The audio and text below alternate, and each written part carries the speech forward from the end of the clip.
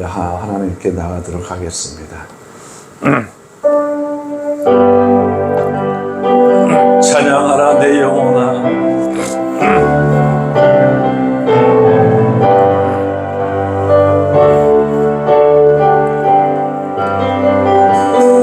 찬양하라 내 영혼아, 찬양하라 내 영혼아, 내 속에 있는 것들아 다 찬양하라. 감사라 감사라 내 영혼아, 감사라 내 영혼아, 내 속에 있는 것들아 다 감사. 기뻐하라 내 영혼아, 기뻐하라 내 영혼아, 기뻐하라 내 영혼아, 내 속에 있는 것들아 다 기뻐하라. 찬양하라 찬양하라 내 영혼아, 찬양하라 내 영혼아,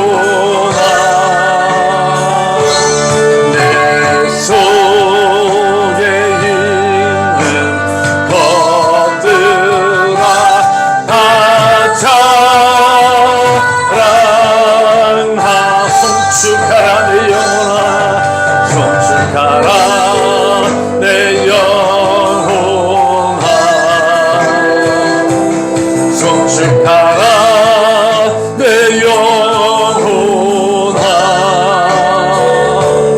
내 속에 있는 것들아 다 송축하라.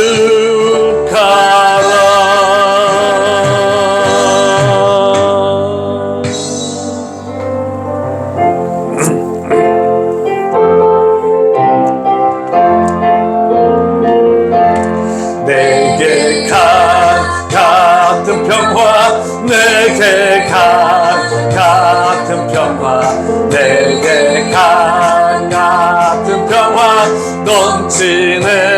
할렐루야.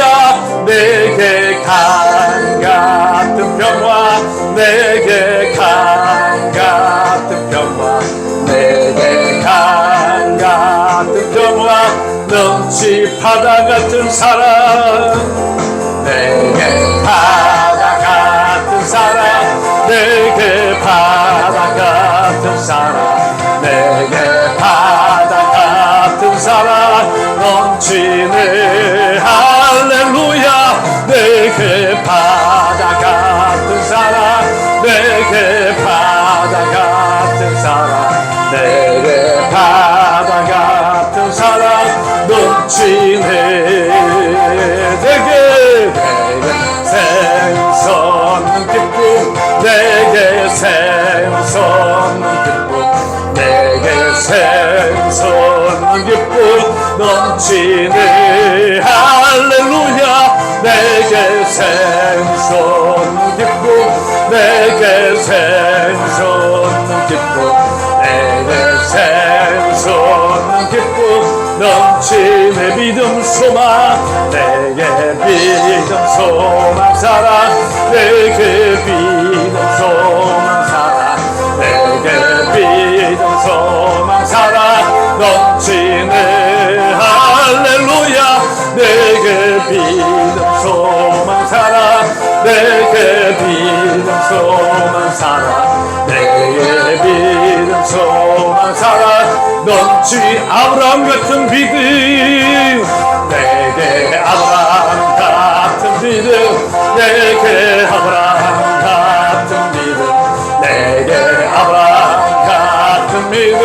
주소서.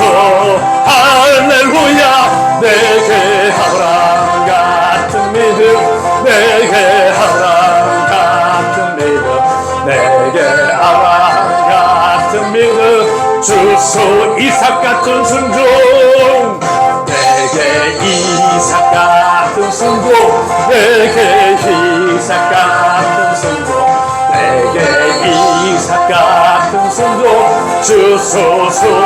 할렐루야. 내게 이삭 같은 순종, 내게 이삭 같은 순종, 내게 이삭 같은 순종, 주소. 야곱 같은 기도, 내게 야곱 같은 기도, 내게 야곱 같은 기도, 야곱 같은 기도, 주소서. 할렐루야. 내게 야곱 같은 기도, 내게 야곱 같은 기도, 내게 야곱 같은 기도, 주소. 다윗 같은 성령, 내게 다윗 같은 성령, 내게 다윗 같은 성령, 내게 다윗 같은 성령, 주소서. 할렐루야. 내게 다윗 같은 성령, 내게 다윗 같은 성령, 내게 다윗 같은 성령, 주소서.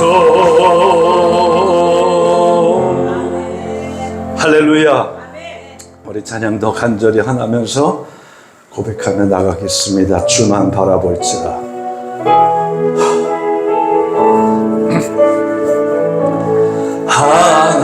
하나님의 사랑을 사모하는 자, 하나님의 평안을 닮아가는 자, 너의 모든 것 창조하신 우리 주님이 너를 얼마나 사랑하시는지, 하나님께 찬양과 경배하는 자, 하나님의 선하심을 닮아가는 자, 너의 모든 것 창조하신 우리 주님이 너를 자녀 삼으셨네.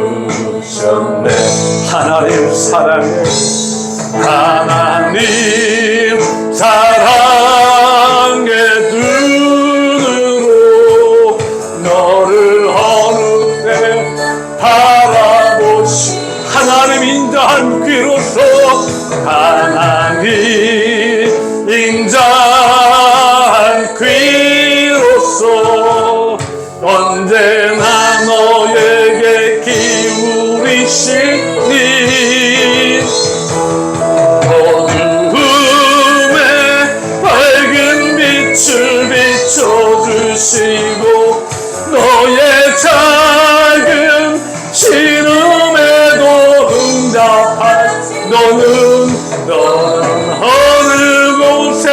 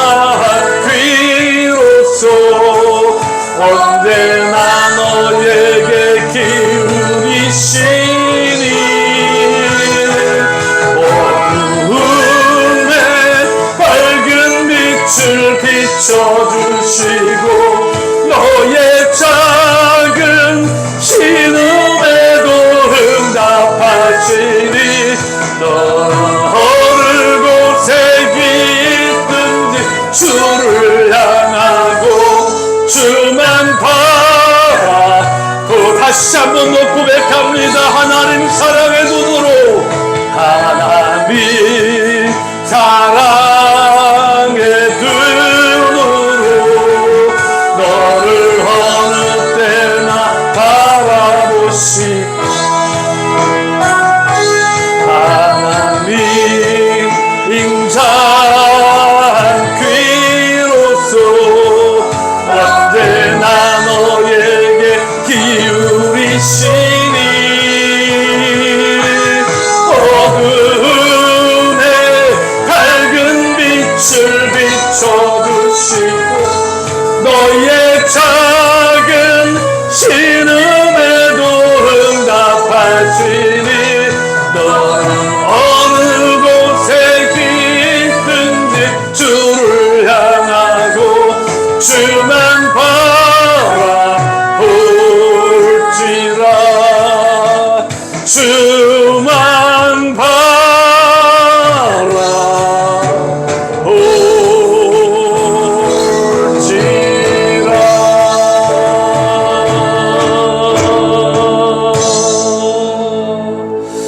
하나님 아버지, 온전히 하나님만 바라보며 하나님의 은혜만을 구하며 하나님을 사랑하는 고백과 함께 하나님 앞에 찬양과 경배 예배로 나아갑니다. 하나님의 선하심을 구하며 나가는 우리 모두에게 하나님의 선하심이 닮아질 수 있도록 예배를 통해서 다시 한번 우리를 새롭게 변화시켜 주시고 그 하나님의 눈길이 느껴지고 그 하나님이 내 기도에 귀 기울이시는 것이 반드시 응답으로 나타난다는 믿음으로 하나님이 내 말씀 듣고 계신다는 것을 느끼며 하나님 앞에 예배드리는 우리 모두 오로지 주만 바라보고 주만 생각하고 주님의 것만을 사모하며 예배드리는 우리 예배를 받으시고 우리 한 사람 한 사람들을 위로해 주시고 하나님의 은혜 가운데 두시며 하나님의 놀라운 위로와 평강과 다시 한번 하나님께 주시는 담대한 힘과 축복의 시간 될 수 있도록 역사하여 주시옵소서. 예수님의 이름으로 간절히 기도드립니다. 아멘. 할렐루야. 하나님의 말씀을 함께 은혜를 나누도록 하겠습니다. 하나님 말씀은 히브리서 10장 19절부터 25절까지의 말씀인데요. 우리가 지난주에 우리가 조금 나아갔기 때문에 그래요. 19절부터 25절까지 말씀 다 읽어드리도록 하겠습니다. 그러므로 형제들아 우리가 예수의 피를 힘입어 성소에 들어갈 담력을 얻었나니 그 길은 우리를 위하여 휘장 가운데로 열어놓으신 새로운 살 길이요 휘장은 곧 그의 육체니라. 또 하나님의 집 다스리는 큰 제사장이 계심에 우리가 마음의 뿌림을 받아 악한 양심으로부터 벗어나고 몸은 맑은 물로 씻음을 받았으니 참 마음과 온전한 믿음으로 하나님께 나아가자. 또 약속하신 이는 미쁘시니 우리가 믿는 도리의 소망을 움직이지 말며 굳게 잡고 서로 돌아보아 사랑과 선행을 격려하며 모이기를 피하는 어떤 사람들의 습관과 같이 하지 말고 오직 권하여 그 날이 가까움을 볼 수 있도록 더욱 그리하자. 아멘. 한 번 더 기도하겠습니다. 생명의 말씀이십니다. 성령을 통해서 쓰신 말씀, 성을 주시고 성령 안에서 하나님의 심정을 동일하게 느낄 수 있고 그 하나님의 심정을 잘 알 수 있도록 우리에게 이 말씀을 주셨습니다. 우리의 해석이나 지식이 아니라 하나님께서 인정하실 수 있는 성령 안에서 이 말씀으로 하나님의 심정을 한 가지로 느끼고 하나님 이 말씀을 부여잡고 정말 믿음으로 살아갈 때 하나님께서 어떻게 붙들고 역사하시는지 간증할 수 있는 간증의 말씀 될 수 있도록 이 시간 우리를 축복해 주시옵소서. 말씀에 생명을 불어넣으셔서 이 말씀이 생명됨이 고백되어질 수 있도록 축복하여 주시옵소서.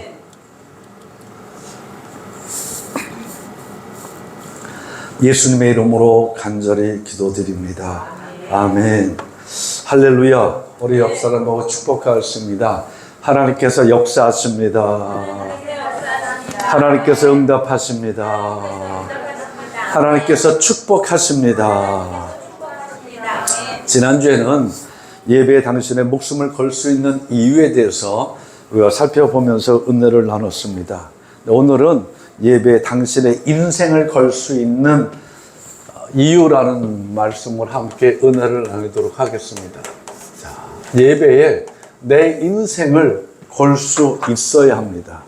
예배에 내 인생을 걸 수 없으면 예배 시간조차도 내 마음대로 내가 결정하고 내가 판단하고 내가 조정하지만, 그러나 이 예배에 내 인생을 걸 수 있다고 한다면 우리는 누구보다도 이 예배의 시간을 소중하게 여기고 예배 시간을 내 마음대로 조정하지 않고 정해진 그 교회 예배 시간에 반드시 참석하여서 이 말씀을 통해서 인생의 길을 찾아갈 수 있는 놀라운 그 경험들을 하게 될 것입니다. 지난주에 이렇게 우리가 함께 은혜를 나눌 때 목숨 걸 수 있는 이유에 대해서는, 자, 이 예배가 예수 그리스도 안에서 있는 이 피의 장막 안에 이 성소에 들어와서 드리는 이 예배를 통해서 우리는 살 길이 뭔지 찾았다는 겁니다. 살 길. 세상은 죽음이에요. 심판이에요. 그러나 그 죽음으로부터 살아서 심판받지 않고 영원한 하나님의 나라에서 살아갈 수 있는 그 살 길이 뭔지 예배는 이 성전을 통해서 우리에게 분명히 알려주고, 이것을 내가 분명히 믿고 고백하는 그 믿음을 성경은 온전한 믿음이다 라고 그렇게 말씀하고 있습니다. 자, 그렇다고 한다면 이 말씀이, 그리고 이 예수 그리스도가, 그리고 이 예수 그리스도의 이 몸된 이 성전이, 그 피로 세워진 이 피의 장막인 이 성소가 왜 이 안에서만 온전한 믿음이 나타날 수 있을까라고 하는 의문에 대해서 히브리서 10장은 이렇게 말씀해 주고 있습니다. 율법은 장차 올 좋은 일의 그림자일 뿐이다. 이 하나님의 말씀을 신념으로 듣거나 이 말씀을 법으로만 듣고 산다고 한다면 이것은 정말 좋은 일에 대해서 이것은 그림자밖에 되지 않는다는 겁니다. 그러나 이 말씀을 율법으로만 생각하지 않고 이 말씀을 하나님께서 나를 살리시기 위해서, 하나님께서 나를 다시 생명 주기 위해서 하나님께서 이 말씀을 은혜로 주셨다는 것을 내가 분명히 부여잡고 이 은혜 가운데 들어간다면 하나님의 말씀을 통해서 장차 올 좋은 일이 무엇인지 분명히 알 수 있게 한다는 거예요. 동일한 말씀입니다. 구약과 신약을 나눠서 구약은 율법이고 신약은 복음이고 하는 그 구세대적인 게 아니라 이 말씀을 신념으로 받게 되어지면 창세기부터 요한계시록까지 율법이 될 수밖에 없어요. 그러나 이 말씀을 하나님의 놀라우신 은혜로 받게 된다고 한다면 창세기부터 요한계시록까지 이 말씀은 분명히 복음의 말씀이 되어집니다. 저는 이 시간 여러분 한 분 한 분들을 다시 한번 축복합니다. 창세기부터 요한계시록까지 이 말씀을 다 은혜로 받아서 복음의 말씀의 역사를 만들어 가시기를 예수님의 이름으로 축복합니다. 그 좋은 일이라는 것 뭘까? 오늘 히브리서 10장 1절 말씀을 계속해서 보면 율법은 참 형상이 아니라는 겁니다. 정말 이거는 거짓 같은 거라는 겁니다. 그런데 오늘 은혜로 이 말씀을 부여잡게 되어지면 좋은 일, 참 형상이 무엇인지 알게 되어진다는 겁니다. 때문에 해마다 드리는 같은 제사로 나오는 자들은 언제나 온전하게 할 수 없다. 온전한 믿음을 통해서 나타나는 첫 번째 제사인데 뭘 근거로 하는? 율법을 근거로 하는 이 제사를 말씀하고 있는데 이건 뭐 할 수 없다는 거예요? 따라 하십시오. 온전할 수 없다. 예. 이건 온전할 수가 없대요. 매번 하나님 앞에 제물을 가지고 나와서 제사를 드리고 제사를 드려도 이 예배는 온전할 수 없는 예배라는 겁니다. 왜 그렇게 말하는가? 그렇지 않으면 섬기는 자들이 단번에 정결하게 되어 다시 죄를 깨닫는 일이 없으리니 어찌 제사 드리는 일을 그치지 아니하였으리요. 율법으로 제사를 지내서 내가 죄인이구나, 내 죄를 놓고 완전히 해결을 받았다고 한다면 그 변화된 삶을 살아감으로 하나님 앞에 계속 제사 드릴 필요가 없는데, 사람들의 생각이 죄져도 따라하십시오. 제사 드리면, 제물 내놓고 제사 드리면 용서받는다, 이 생각 속에 빠져버려서 제사를 드리고 돌아서서 내년 제사를 기다리는 건 내가 이 땅을 살아갈 때 변화된 모습이 아니라 그냥 일상생활 내가 동일하게 살아가는 그 삶 가운데 제사 드리면 해결되지, 제사 드리면 해결되지, 이런 모습으로 살아간다는 겁니다. 그래서 좋은 일이 일어나지 않는다는 거예요. 그래서 이것은 진짜 이건 참 형상이 되지 못한다는 거예요. 그래서 3절, 그러나 이 제사들은 해마다 죄를 기억나게 하는 것이 있나니, 율법은 죄가 무엇인지 죄를 기억나게 할 뿐이지, 이것이 제사를 드렸다고 해서 완전히 해결받는 역사는 일어나지 않더라는 겁니다. 이걸 요즘 시대에 그대로 반영하면 예배 드리면 뭐가 다 들은 것 같이 생각하는데 그건 잘 생각하는 거예요. 예배 드리면 뭐든지 다 해결받을 수 있습니다. 그런데 어떤 예배를 드리느냐예요. 이 율법적인 제사 같은 예배를 드린다고 한다면 여기서는 해결된 것 같아도 나가서는 해결되지 않는다는 겁니다. 그 성경은 뭐라고 말하는가 보면 더 분명하게 말하기를 4절 말씀에 이는 황소와 염소의 피가 능히 죄를 없이 하지 못함이니라. 아멘. 이 제물의 피,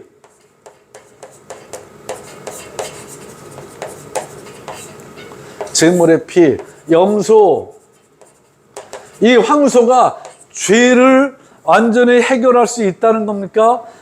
이 말씀 보면 이 피가 있다 할지라도 죄를 완전히 해결할 수 없다. 그런데 하나님은 왜 이 제사를 받으시려고 할까라는 의문이 들 거예요. 하나님의 말씀과 하나님의 의지, God's will, 하나님의 섭리와 하나님의 뜻, 하나님의 그 의 속에는 이 피로 말미암아 내 죄를 감추는, 그래서 저희가 드러나지 않게 하는 그 모습으로 짐승의 피를 원하셨는데 사람들은 그걸 가지고 머리가 좋아서 이용해 먹더라는 거예요. 따라하십시오. 제사를 이용해 먹더라. 이용해 먹는 거예요. 그러니까 나는 제사 지냈으니까, 염소의 피가 있으니까, 황소의 피가 있으니까 내 죄는 덮어졌어 라고 생각하고 저들은 더 이상 하나님 앞에 나아가지도 않고 그냥 그 모습 그대로 하면서 점점 그들의 머리로 말미암아 세상에 타락된 모습으로 살아가면서 그들 앞에 방패막이로 뭐를 놓더라? 율법의 제사를 놓더라는 거예요. 염소의 피를, 그리고 황소의 피를 놓더라는 거예요. 해결할 수 없다라는 겁니다. 이게.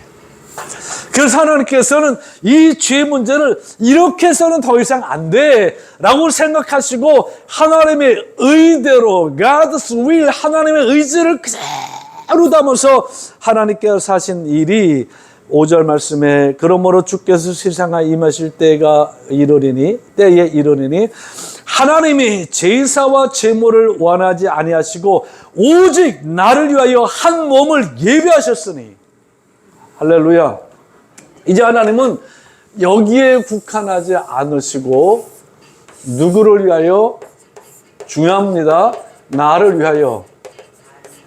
네. 하나님께서 누구를 위하여? 나를 위하여 오직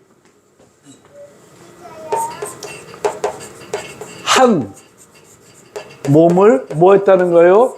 예비하셨다는 겁니다. 저걸로 안 되니까 너를 위해서도 아니고, 그를 위해서도 아니고, 그녀를 위해서도 아니고, 오직 나를 위하여 한 몸을 예배하셨도다. 번제와 속죄는 기뻐하지 아니하시나니, 이 짐승의 피는 더 이상 기뻐하지 아니하시나니, 이에 내가 말하기를 하나님이여 보소서 두루마리 책에 나를 가리켜 기록된 것 같이 하나님의 뜻을 행하러 왔나이다. 이게 누구 말이에요? 한 몸을 예비한 이 말을 주인공은 예수님이십니다.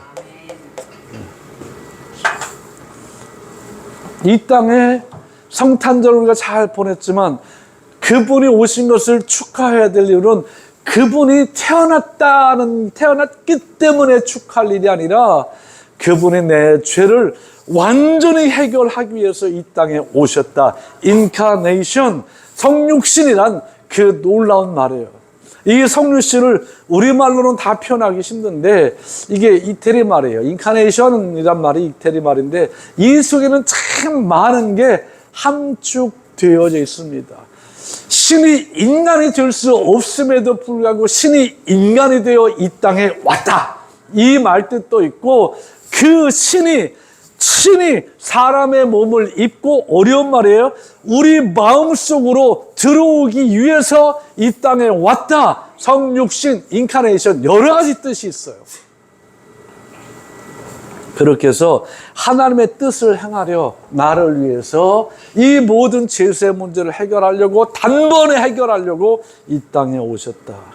8절 위에 말씀하시기를 주께서 제사와 제물과 번제와 속죄제는 원하지 아니하고 기뻐하지도 아니하신다 하였고 이는 율법을 따르러 드리는 것, 이건 이제 하나님 기뻐하지 않는 겁니다. 그런데 말씀합니다. 9절에 그의 말씀하시기를 보시옵소서 내가 하나님의 뜻을 행하러 왔나이다 하셨으니 그 첫째 것을 폐하고, 이것을 오신 이유는, 예수님이 오신 이유는 이 첫째 것을 폐하고 그리고 둘째 것을 세우시려 함이라. 자, 이게 첫째 거라 그랬어요. 그럼 둘째 게 뭘까? 둘째 게. 두 번째 게 뭘까? 첫 번째 건 폐하고 두 번째 것을 하나님께서 세우려고 오셨는데 그 뜻을 따라 예수 그리스도의 몸을 단번에 들이심으로 말미암아 우리가 거룩함을 얻었도다. 아멘. 그러니까 예수 그리스도의 몸을 어떻게 단번에 드림으로 인해서 우리가 거룩함을 얻었다. 누구나 다가 아니라 이게 새로운 살길 속에 들어온 사람들만, 이 성소에서, 이 피의 장막에서 그가 단번에 죽으심으로 우리를 부르셨고 그 피로 우리의 죄를 씻어서 우리를 거룩하게 하시고 이곳에서 하나님 앞에 예배드리는 예배자들을 칭하는 것, 그들이 거룩하다 죄 없다 하심을 입었나니. 그러니까 이 단번에 드리고 내가 죄 없다 하심을 입었다는 것은 놀라운 하나님의 은혜라고밖에 말할 수 없어요. 카리스라고 하는 말, 아름답다, 너무너무 좋다, 이 뜻을 가지고 있는 거예요. 얼마나 아름다워요. 예수님이 십자가 못 박혀 죽으신 게 아름답다는 게 아니에요. 그것 때문에 내가 그 십자가로부터 내가 해방되어주고 죽음으로부터 해방됐다는 게 얼마나 아름답고 이게 얼마나 좋은 일이에요. 그렇게 생각하시면 아멘. 오늘 말씀이 그걸 말하는 겁니다. 이 하나님의 이 뜻을 따라서 나를 위해서 예수가 이 땅에 오셨고 그 예수가 단번에 하나님 앞에 들이심으로 말미암아 나는 뭘 받았다는 거예요? 거룩함을 받았다. 아멘. 예수는 하나님께 드려졌고 이 드려짐을 통해서 나는 거룩함을 받았고 이것을 성경은 새로운 살 길이다 말했고 이것을 우리는 믿고 나가는 것이 온전한 믿음이다라는 겁니다. 이 온전한 믿음이 우리 모두 속에도 분명해질 수 있기를 예수님의 이름으로 간절히 축복합니다. 고린도서 5장 17절 말씀은 이 온전한 믿음 있는 사람들에 대해서 이렇게 말하고, 우리의 잘못된 생각을 바꾸고, 그리고 우리가 바른 하나님의 그 놀라운 은혜 가운데 그 예수의 핏부림 속에서 살아가기를 원하시는데, 뭐라고 말씀하는가 보면,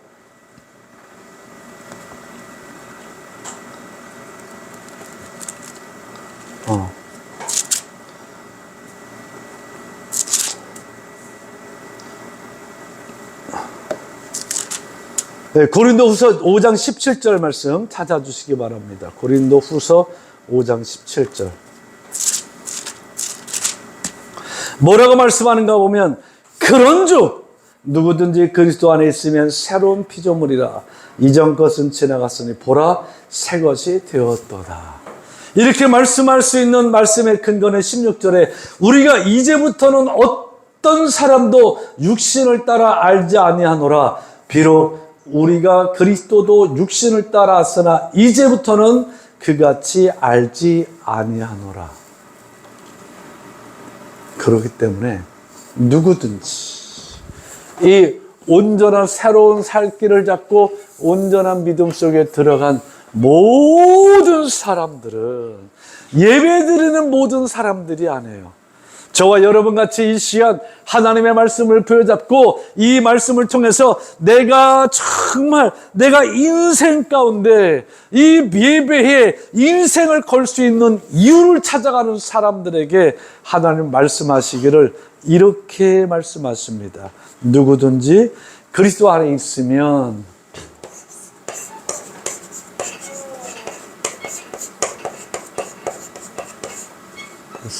뭐라는 거예요? 새로운 피조물이다. 저는 오늘 짧은 시간이지만 이것을 앞에 쭉 이해한 건, 이제 새로운 피조물로 살아야 되는데 너무 막연하지 않고, 너무 또 이 새로운 피조물에 나 어떻게 사는 게 새로운 피조물일까, 여기에 얽매여 가지고 머리 아프지 않게 두 가지로 함께 설명을 해 드리려고 합니다. 새로운 피조물이라, 뒤에 말씀 보니까 이전 것은 지나갔으니 보라 새 것이 되었도다. 아멘. 그러면 새로운 피조물을 두 가지로 살펴볼 텐데, 하나님을 향해서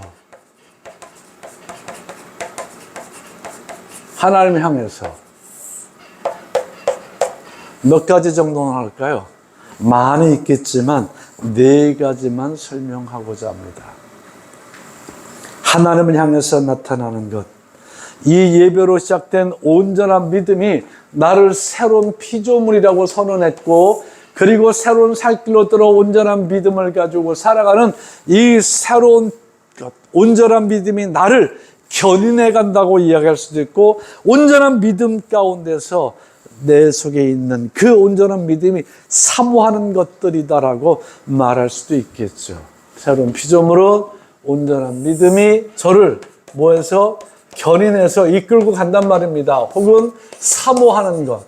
이 두 가지를 다 할 수 있는데, 네 가지를 살펴보게 되면 하나님을 향해서 다시 저를 예배자로 이끌어갑니다. 이전에 이렇게 드려지는 은혜로만 알고 있었던 그 예배에서 좀 더 구체적으로 나를 산 제사의 제물로 드리는 신령과 진정으로 드리는 영적 예배자로 나를 이끌어갑니다.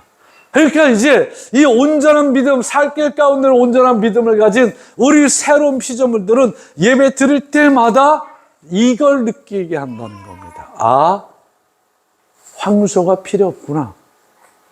아, 염소가 필요 없구나. 그렇다 한다면 제물이 누구라는 거예요? 나라는 겁니다. 아, 내가 제물이구나. 이 예배로 나를 이끌어간다는 거예요. 제물된 예배로 나를 이끌어간다는 겁니다. 두 번째로 그 속에서 나로 하나님을 고백하게 하는데, 이 속에는 하나님을 찬송하게 합니다. 그래, 다시 한번 내가 공식적으로 그래 나 재물이지 여기서 죽어야지 그리고 내가 정말 죽으러 왔고 내가 죽고자 예배드리면 하나님이 나를 살리시지 이걸 계속 뭐 주문 외우듯이 외우는 것이 아니라 이제 이렇게 표현하면 모르지만 이 말씀이 우리 안에 들어와 성령의 역사하시면 그 역사하심을 통해서 자동으로 그렇게 되어지는 예배를 드린다는 거예요. 이런 고백. 그리고 하나님 감사합니다. 하나님 찬송하는 예배를 드리게 된다는 거예요. 그 예배를 드린 그들에게는 바로 나타나는 게 이 말씀을 따라 나타나는 순종입니다.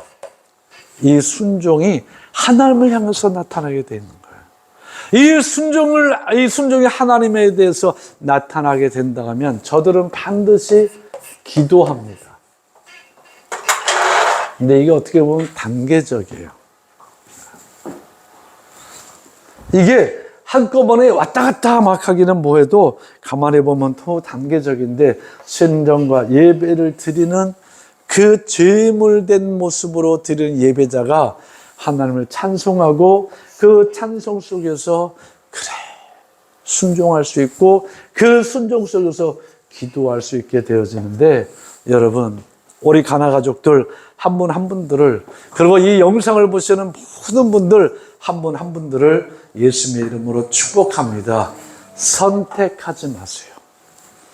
필요에 따라서 선택하지 말고 이 네 가지를 하나로 패키지처럼 묶어서 내 안에서 자연스럽게 흐르도록 더 하나님 의지하고 성령께서 이끄시는 대로 견인되어질 수 있기를 예수님의 이름으로 축복합니다. 이것을 사모하여서 정말 하나님을 향해서 하나님을 받으시는 기뻐하시는 예배 역사가 일어나기를 주님의 이름으로 축복합니다. 그러면 우리 신앙은 하나님과 관계를 잘 세우고 나면 그 다음과 사람과 세상과의 관계도 살펴봐야 되는데 자 하나님을 향해서 이랬다고 한다면 이제 세상을 향해 볼게요. 세상을 향해서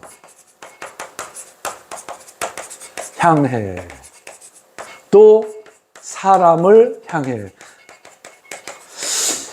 이 새로운 피조물들이 이 땅에 살아갈 때 사람과의 관계 속에서 또 세상과의 관계 속에서는 어떤 모습으로 되어야 이 새로운 피조물의 모습으로 나를 견인하고 나를 이끌어갈까? 여기도 보면 크게 몇 가지요? 앞에 것처럼 큰 걸로 네 가지로만 정리해서 살펴보겠습니다. 첫 번째는 예배를 통해서 나타나는 건데 로마서 12장 1절 2절 말씀처럼 이 세대로부터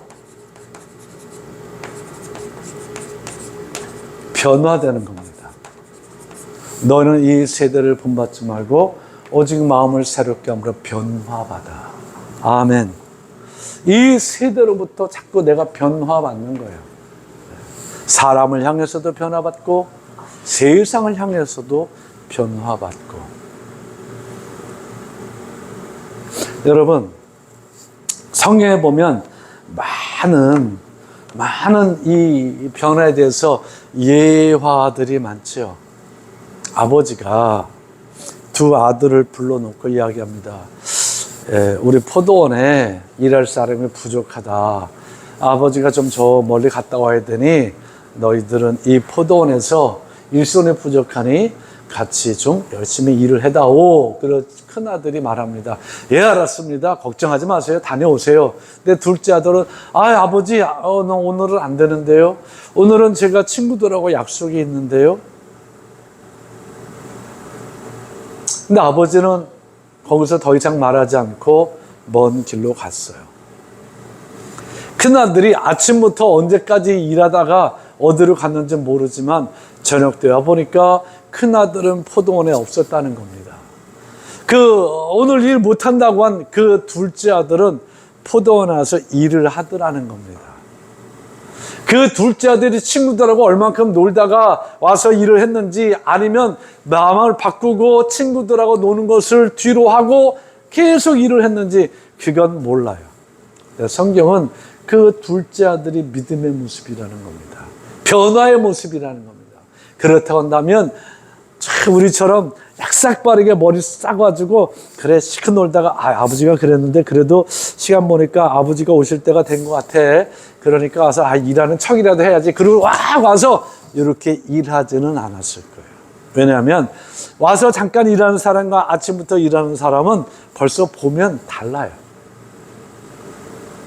그래서 성경은 복 있는 사람은 악인들의 꾀를 쫓지 않는다 그랬어요.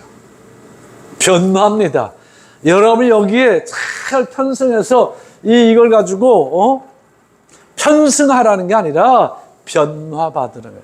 이 세대를 본받고 약삭빠르게 살 수 있었던 것 버리고 변화받아 하나님이 기뻐하시는 게 뭘까? 둘째 아들에게 기뻐하시는 게 뭘까? 선하신 이 둘째 아들에게 선한 모습을 찾는다는 게 뭘까? 온전케 하신 이 둘째 아들에게 찾을 수 있는 온전함이 뭘까? 저는 생각하건대 약삭빠르게 와서 일하는 척하다가 아버지 눈에 잘 드는 게 아니라 처음부터 마음을 바꾸고 그 말을 듣고 비록 내가 이렇게 표현했지만 아버지가 보지는 않았지만 마음을 바꾸고 생각을 바꾸고 이른 아침부터 계속 일하고 있었던 것으로 생각이 됩니다. 제가 이 말을 하면서 왜 저도 모르게 이렇게 미소가 생기는가 보면 저도 자녀를 기르잖아요. 근데 저는 잘 못 봤어요. 우리 아이들이 자라는 모습을 정말 주님의 저를 많이 쓰시고 일할 수 있는 기회를 많이 주셔서 거의 우리 아이들이 크는 장면들을 거의 못 봤어요. 근데 제 아내는 다 뒷바라지 했잖아요. 목회 사역도 뒷바라지하고 집안에서 아이들도 다 뒷바라지하고. 그런데 어느 날 그래요. 자기 왜 참 보이는 걔가 A병이고 그래서 똑똑해서 그런지 막 그래. 그랬더니 내가 크게 혼낼 일은 아니지만 뭔 일이 있어서 언니를 봄이를 너 이러고 해야지. 그러면 막 어질러 놓고 지 맘대로 놀다가 어느 절에 들어가서 지방 정리 싹 해놓고 막 공부하는 거 하고 막 그렇다고. 그래서 내가 그랬어요. 똑똑해서 그런 것도 아니고 지혜로워서 그런 것도 아니고 아마 걔가 겁이 많을 거야. 두려울 거야. 괜히 언니한테 막 하다가 나를 싹 팠는데 내가 막 거질러져 있으면 그 불똥이 나한테까지 튈까봐 제가 아마 겁이 많아서 그럴 거야. 쟤를 이렇게 해서 해야지. 근데 우리 둘째를 보면 담대하고 할 것 같지만 어려서 보면 항상 언니 뒤에 있어요. 언니가 탁 하면 거기서 배짱을 딱 얻고 자기도 막 하는데 먼저 치고 나가는 거는 어려서 봤을 때 제가 몇 번 다는 아니겠지만 막 자기 앞에서 치고 나가는 거는 별로 하지 않더라고요. 처음에는 뭘 해도 이렇게 슈퍼에 가도 자기 거를 사면서도 언니 거 항상 고르고 자기 거 고르고 해서 얘네들은 참 우리가 너무 좋겠다 그랬는데 가만히 보니까 겁도 많고 두려움도 많고 그런데 이제 좀 크고 나니까 자기의 두려움과 이 겁을 외부로 보이지 않게 하려고 스스로 강해지려고 하는 면으로 자꾸 이렇게 나타나는 그 모습이 한편으로는 대견하고 한편으로는 안타까운 모습이 있어요. 그래서 제가 그 둘째 아들 이야기를 하면서 저도 모르게 우리 아이들 생각이 같이 나서 이야기를 하는 겁니다. 여러분, 그럴 필요 없어요. 둘째 아들의 모습을 가지세요. 또 누가복음 15장 말씀에 보면 아버지 재산 가지고 맏아들과 둘째 아들이 있는데 이 둘째 아들이 내가 유산을 잘못하다 보면 다 못 받겠네 싶어서 아버지한테 그 유산을 미리 달라고 해서 먼 나라가 서랑방탕 다 쓰고 거짓걸로 돌아왔다고 그러잖아요. 그래서 이 아들이 말합니다. 아버지 라고 말도 못해요. 나를 이곳에 품꾼을 하나로 써주세요. 그러자 아버지는 무슨 말이야? 너는 내 아들이야. 네가 뭘 했던 너는 내 아들이야. 그리고 반지를 껴주고 신발을 시키고 좋은 옷을 입고 선포합니다. 죽었던 내 아들이 돌아왔다. 살아 돌아왔는데 뭘 죽었던 내 아들이라는 겁니다. 따라하십시오. 그의 마음과 생각이 완전히 변화됐다. 그걸 죽었다는 겁니다. 아버지 재산 주세요. 나 상속 받을 거 미리 주세요. 미리 주세요. 그리고 가져가서 다 허랑방탕했어요. 그가 열심히 일하다가 그런 거 아닙니다. 허랑방탕했다고 그럽니다. 그러면서 생각할 때 내가 여기서 이렇게 죽을 수는 없다. 차라리 아버지 집에 가서 내가 종이 되겠습니다. 이 생각이 죽었다는 겁니다. 주인의 아들로서가 아니라 내가 이제 종이 되어서라도 내가 이곳 살고 싶습니다. 이게 죽었다는 겁니다. 잔치 열었을 때 큰아들은 삐져가지고 아버지한테 가서 아버지, 내가 아버지 옆에 계속 지켜 있었고 그냥 아버지 일 다 하고 내 쟤는 재산 가져가서 허랑방 때 다 써버리고 거지꼴 돼서 왔는데 무슨 잔치를 벌려주십니까? 나를 위해서는 아무 잔치도 안 벌려줬잖아요. 근데 제가 오니까 왜 잔치 벌려줘요? 그럴 때 아버지가 뭐라 그래요? 이거 다 네 거야. 억울해하지 말아라. 이거 다 네 거야. 왜? 쟤는 제 거 가지고 나갔기 때문에 이게 다 네 거야. 내가 죽으면 이건 무조건 네 거야. 거기서 조금 덜어서 동생을 위해서 잔치 좀 벌려주는 거 너무 서운해하지 마. 그래도 큰아들은 서운할 수 있겠지만 여기서 포커스는 둘째 아들이요. 따라하십시오. 변화란 죽는 거다. 죽었던 내 아들이 살아왔다고 하는 것, 이 변화. 이 세대로부터 예배를 통해서 변화받지 못한다고 한다면 여러분 변화받을 수 있는 길이 없어요. 변화받을 수 있는 아무것도 없어요. 왜? 이 예배를 통해서 세대로부터 변화받는 것은 새로운 살 길로 향해 나가는 변화라는 겁니다. 우리에겐 이게 있어야 된다는 거예요. 사람과의 관계 속에서도 이 세대의 관계 속에서도 내가 내 살 길 찾아가는 것이 아니라 하나님의 말씀을 따라서 살 길이 뭐지 찾아가는 것, 이 역사가 오늘 사람과 오늘 내가 살 길 없고 온전한 믿음 가운데 들어온 내가, 이 은혜 가운데 들어온 내가 예수 안에서 새로운 피조물이 되는 또 내가 생각도 새로운 피조물의 역사로 더 세워져 나갈 수 있기를 예수님의 이름으로 축복합니다. 두 번째는 세상과 사람에게 향해서 신뢰입니다. 이건 무조건 세상을 믿으라는 말이 아니에요. 무조건 사람을 믿으라는 말이 아닙니다. 가치와 그리고 방향이 그리스도 안에서 같다고 한다면 좀 기다려주는 겁니다. 기다려준다고 마냥 기다려주는 게 아니라 여기에는 분명히 두 가지가 필요합니다. 이 기다림 속에는 협력이라는 게, 신뢰 속에는 협력이라는 게 필요하고, 그리고 또 하나는 권면이라는 게 필요합니다. 이 신뢰, 사람과의 관계 속에서 새로운 피조물들이 살아가는 방법이에요. 새로운 피조물들이 세상과 사람을 향해서 우리가 마땅히 해야 될 그런 모습들입니다. 신뢰입니다. 그 속에서는 기다림이라는 게 요구되는데 그 기다림은 부착착 기다리고 그래 네가 하는 대로 그래 이거로 끝나는 게 아니라 서로가 서로에게 협력할 수 있는 겁니다. 그리고 잘못된 것, 바르지 않은 거 있다면 권면하는 겁니다. 그때 성경을 볼 때 협력과 권면은 내 뜻과 내 마음에 맞지 않아도 따라하십시오. 아멘. 따라하세요. 아멘. 무조건 아멘으로 받고 봐야 돼요. 하나님 말씀하실 때, 하나님의 종이 말할 때 내 생각은 이런데요. 절대 역사 일어나지 않습니다.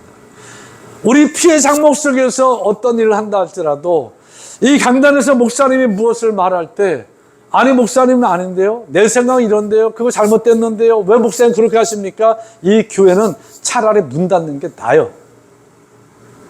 세상도 마찬가지요. 기업도 마찬가지고 다 마찬가지요.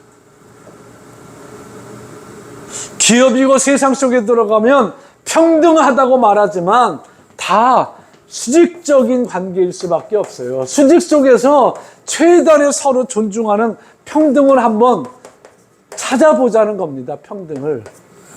왜? 이 수직은 뭐에 따라서 자기의 주어진 직급에 따라서 수직적일 수밖에 없는 게 이 세상입니다. 직장도 그렇고 사업도 그렇고 이 세상은 모든 사람이 만나는 그 세상은 다 그래요. 그 속에 사람이 있어요. 다 수직입니다.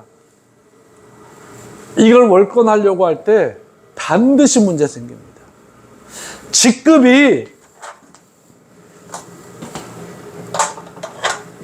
1, 2, 3, 4로 나눴다 그래요. 1, 2, 3, 4. 이 1이 2나 3이나 4를 옥 누르지 말라는 겁니다. 그리고 3이나 4가 3을 무시하지 말고 3이 2를 무시하지 말고 2가 2를 무시하지 말라는 겁니다. 이게 성령 받은 사람은 성령의 열매 속에 나오는 거잖아요. 이게 직급의 문제예요. 세상은 다 그래요. 가정도 마찬가지입니다. 가정도 다 하나고 평등하지만 수직적인 부분들이 있어요. 아빠가 있습니다. 엄마가 있습니다. 자녀 1, 2, 우리가 자녀가 셋 있어요. 엄마가 아빠의 권위를 눌러버리면 그 집안은 끝나는 거예요. 아빠가 엄마의 권위를 눌러버리면 그 집안 끝나는 거예요. 똑같아요. 이 자녀들이 부모의 권위를 누르면 그 집안은 끝나는 거예요.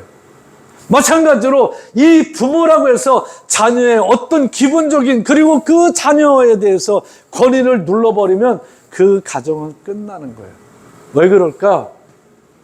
신뢰가 깨지면 기다림이 없어져요. 이 기다림 속에서 협력과 그리고 권면이 잘 나타나지 않기 때문에 거기는 끝나는 겁니다. 저는 시간 이 새해 두 번째 시간인데 여러분 한 분 한 분들을 이 말씀으로 온전하게 한 믿음으로 온전한 말씀으로 여러분을 축복합니다. 네가 높다 내가 낮다가 아니에요. 이 부분들을 꼭 인지하시고 인정하시고 협력하시기 바랍니다. 그리고 권면하시기 바랍니다. 뭘 근거로? 신뢰로. 그러면 짜증 안 내요. 싸움 안 날 수 있어요. 올 한 해 여러분의 가정들이 싸움이 일어나지 않고 행복할 수 있기를 주님의 이름으로 축복합니다. 여러분이 잘해서 여러분의 직장이 여러분의 모든 사업들이 싸움이 일어나지 않고 분란이 일어나지 않고 잘 움직여질 수 있기를 예수님의 이름으로 축복합니다. 문제는 이겁니다. 그러면 맨날 나만 손해보는데요. 그래 손해보라는 거예요. 성경은. 그거는 내가 갚아주겠다는 겁니다. 세상 앞에서 내가 오라고 손해날 때 하나님이 절대로 외면하지 않습니다. 하나님이 역사하십니다. 하나님이 갚아주십니다. 그 사람을 부당하다고 하면 옮겨서라도 그를 축복해 주십니다. 여러분 잘 깨닫고 정말 우리가 새로운 피조물 된 내가 이 세상에 살 때 사람을 향해서 세상을 향해서 두 번째는 신뢰라는 것을 바탕으로 그리고 협력할 줄 알고 권면할 줄 알고 온전하게 세워질 수 있기를 아멘으로 서로 받을 수 있기를 주님의 이름으로 축복합니다. 이 협력과 권면은 다시 말하면 어떻게 하는 게 협력과 권면이에요? 부드럽게 말하는 겁니다. 말도 중요해요. 협력한다 하고 서로 권면한다고 하는데 이 말이 활처럼 이 말의 독처럼 이 말이 가시처럼 아프게 하면 안 되는 거예요. 부드럽게 하는 겁니다. 부드럽게. 여러분 따라하시기 바랍니다. 저를 보세요. 저를 보시고 똑같이 따라하세요. 부드럽게. 왜 안 해? 따라 하라 그랬잖아. 손도 해야지. 부드럽게. 다 같이 한 번 더. 시작. 부드럽게. 이게 새로운 피조물들이 살아가는 성경의 가르침이고 길이고 인도함이십니다. 두 번째, 세 번째로 말씀을 통해서 보면 기도입니다. 이제 이 세상을 향해서 그리고 사람을 향해서 세 번째 해야 될 일은 기도입니다. 이 기도는 기도는 이런 겁니다. 서로 잘 되기를 축복합니다. 서로입니다. 사람과 세상 가운데 잘 되길 축복하는 겁니다. 여러분, 저주의 땅에 축복이 하잖아요. 그럼 축복을 통해서 저주의 땅이 변화가 되든 그 축복을 다시 그 저주의 땅에 축복을 하잖아요. 그랬을 때 그 저주의 땅에 힘들지만 축복을 받아들이면 그 저주의 땅은 축복으로 변해요. 그러나 그 저주의 땅을 향해서 내가 축복했을 때 그 저주의 땅의 축복을 안 받아들이면 그 저주의 땅은 완전히 망합니다. 이게 기도의 능력이에요. 예, 내가 서로 사람과 그러니까 내가 저를 위해서 마음이 아프고 먼 날들아 저를 축복할 때 저가 받아들이면 나도 잘 되고 저도 살아. 그런데 내가 정말 온전한 이 새로운 피조물의 모습으로 저를 위해서 내가 축복해서 기도하는데 저가 안 받잖아요. 저는 반드시 망해요. 성경 다 보세요. 기도에는 이 능력이 있어요. 그래서 잘 되도록 축복하라는 겁니다. 너 축복 빌어줘라. 그 집에서 받으면 너도 축복이고 그 집도 축복이다. 그런데 그 집에서 안 받으면 너 신발 다 탈탈 털고 그리고 나와. 너는 네가 빌었던 그 축복을 네가 그대로 받을 것이고 저 집은 망해. 예수님이 말씀했잖아요. 이게 기도의 능력입니다. 왜?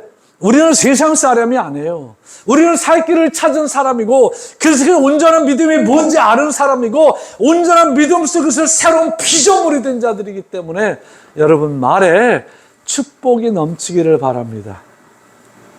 우리 옆 사람 보고 한 번 더 축복해요. 축복합니다. 축복합니다. 옆 사람 축복합니다 하는 옆 사람이 튕겨내요. 반사! 그래요? 아니면 아멘 해요.